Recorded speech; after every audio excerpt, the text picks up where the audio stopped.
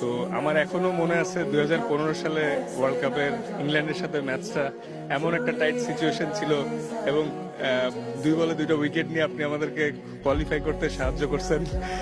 তো ওই কথাটা এখনো মনে পড়ে যে don't goes for heroes and goes for heroes. Rubel Hossain জিতাইছে ম্যাচটা।